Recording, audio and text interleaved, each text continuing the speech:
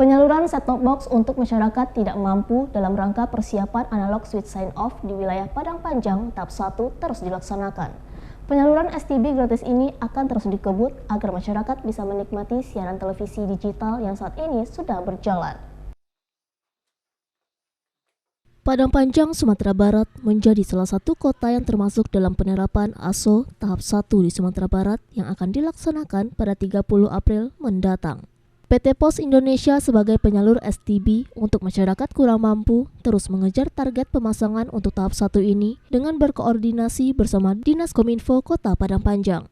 Dari keterangan Kadis Kominfo Padang Panjang Ampera Salim, PT Pos sendiri untuk mengejar target membuat 3 tim agar penyaluran bisa cepat dan berjalan lancar, sedangkan untuk tahap 2 masih harus menunggu stok STB dari Kementerian Kominfo. Namun diperkirakan menjelang pelaksanaan ASO pada tanggal 30 April mendatang semuanya bisa tersalurkan.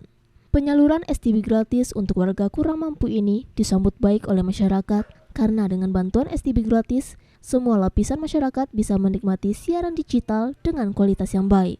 Sesuai dengan aturan resmi yang telah dikeluarkan pemerintah, sinyal analog akan dimatikan secara bertahap untuk beralih ke digital. Indonesia sendiri termasuk yang terlambat dibanding negara lain dalam penerapan digital karena dalam rencana pelaksanaan sudah beberapa kali penundaan karena sesuatu hal.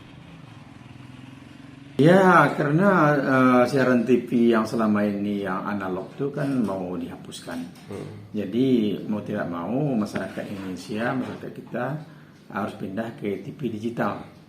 Jadi sebenarnya Indonesia sudah tertinggal jauh oleh negara-negara luar tentang pemakaian TV digital ini.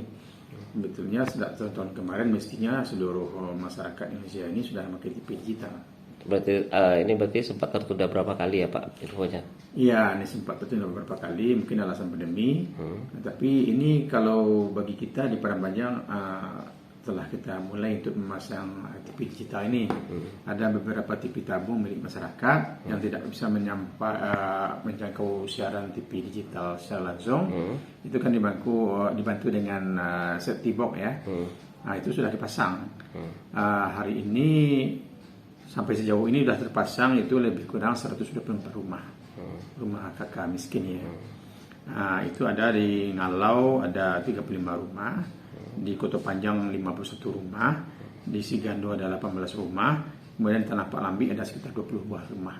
Itu 124 baru yang telah dipasang dari tahap 1. Dan semuanya ini berjumlah 248 penerima set-top box yang gratis ya Pak? Ya. Dari Padang Panjang, Sumatera Barat, Agung Sulistyo, iNews melaporkan.